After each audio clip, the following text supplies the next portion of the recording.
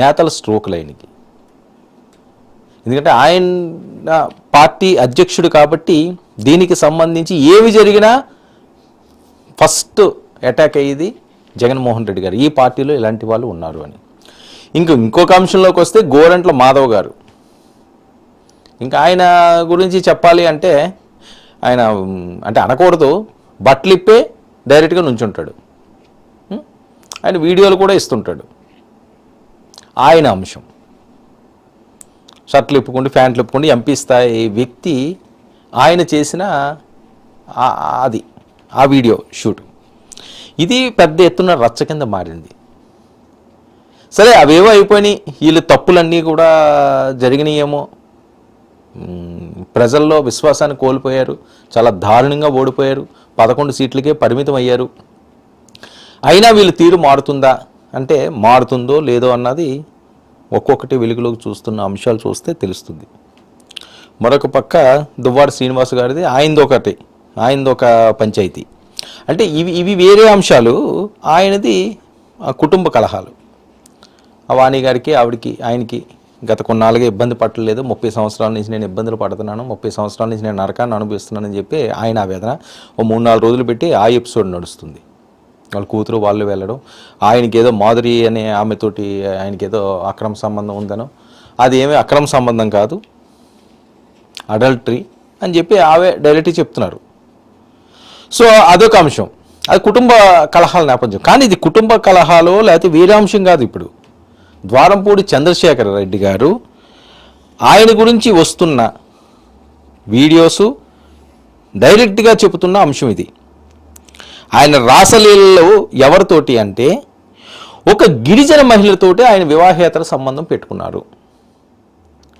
ఆమెకి ఒక పాప కూడా పుట్టింది. దానికి ఏవో టెస్టులకు పంపించారట, బాబా పాప అని చెప్పి టెస్టులు ఏవో చేయించారట. తర్వాత బాబో పాపో పుట్టారట. వాళ్ళని తీసుకుని తిరుమల శ్రీ వెంకటేశ్వర స్వామి దర్శనానికి వెళ్ళి తలనీలాలు కూడా పుట్టుతల తీయించినప్పుడు కూడా ఈయన ఒళ్ళో కూర్చోపెట్టుకుని తీయించుకున్నారు. ఇది వస్తున్న ఆయన మీద ప్రధాన ఆరోపణలు. అంతేకాకుండా ఆమెని బయటపడకుండా, ఈ భాగవతం బయటికి రాకుండా ఆమెని కట్టడి చేశారు. ఒక గిరిజన మహిళని కట్టడి చేశారట, నిర్బంధించి. కాకినాడలోనే 28 కెమెరాలు, సీసీ కెమెరాలు వాళ్ళ ఇంటి చుట్టూ పెట్టారట. ఆవిడ ఎక్కడికి వెళ్ళినా ట్రాక్ అవుతుంటుందట. వెహికల్లో కెమెరాస్ ఉంటాయట, ట్రాకింగ్, ఎక్కడికి వెళ్తున్నారు, ఏం చేస్తున్నారని. అలాగే ఇంట్లో నుంచి బయటికి రావాలంటే ఆయన పర్మిషన్ తీసుకోవాలంట. ఇంత కట్టుదిట్టంగా ఆమెను నిర్బంధించారు అన్నది ద్వారంపూడి చంద్రశేఖర్ రెడ్డి గారి మీద వస్తున్న ప్రధాన ఆరోపణ. దానికి వీడియో సాక్ష్యం కూడా మీకు నేను వినిపిస్తాను. బొలిశెట్టి సత్య గారు దీనికి సంబంధించి ఒక వీడియోని రిలీజ్ చేశారు. అది పెద్ద ఎత్తున వైరల్ అవుతున్నది. ఆయన చెప్పిన అంశం ఏంటంటే మార్చి 21 అంటే ఎన్నికలకి ముందు టైంలో అనుకుంటాను, ఆ టైంలో ఎన్నికలు హడావుడి దాంట్లో 2024లో కాకినాడ ఎస్పీకి ఆమె ఫిర్యాదు చేసింది. ఆ పిల్లను పట్టకుండా ఆమె తిరుగుతుంది, అయినా దానికి విచారణ చేపట్టలేదు పోలీసులు. మరి అప్పుడు వైఎస్ఆర్సీపీ పాలన ఉంటుందేమో. వైఎస్ఆర్సీపీ పాలన ఇప్పుడు ఇంకా వీళ్ళు గవర్నమెంట్ ఫామ్ అవ్వలేదు కదా, ఏప్రిల్లో కదా అది అయింది. సో దాని మీద ఏంటంటే ఎవరో స్పందించలేదట.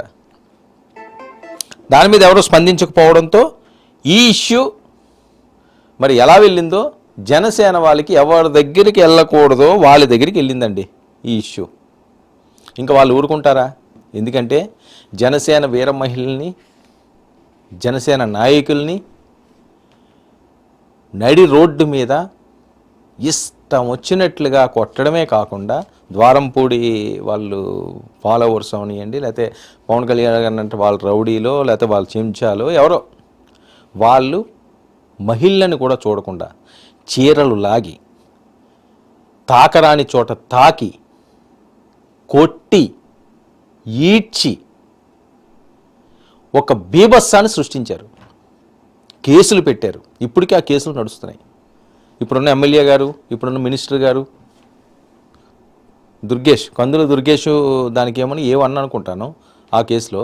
ఆ పంతం నానాజీ, కాకినాడ రూరల్ ఎమ్మెల్యే గారు A2, రాష్ట్ర కార్యదర్శి ప్రియా సౌజన్య A3, ఇంకా చాలామంది ఉన్నారు. ఆ రోజు జరిగిన అంశాలు ఒక ప్రొటెస్ట్ కోసమో లేకపోతే ద్వారంపూడి చంద్రశేఖర్ గారు పవన్ కళ్యాణ్ గారి మీద చాలా దారుణంగా మాట్లాడాడు. చాలా దారుణంగా, అది వినడానికి కూడా చాలా అసహ్యంగా ఉండే మాటలు అవి.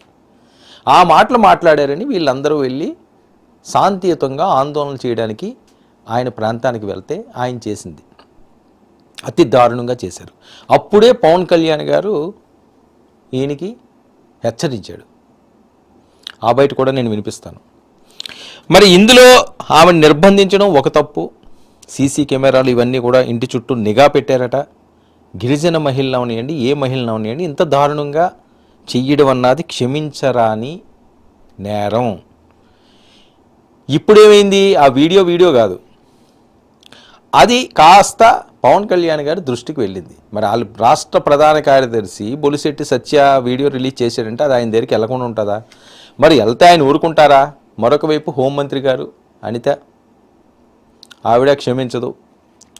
అంటే ఏ చిన్న అంశం వచ్చినా చాలా సీరియస్గా తీసుకుంటున్నారు. ఇది చాలా పెద్ద అంశం. మరొక వైపు DNA టెస్టులు రచ్చవుతుంటూ సాగుతున్నది. ఇప్పుడు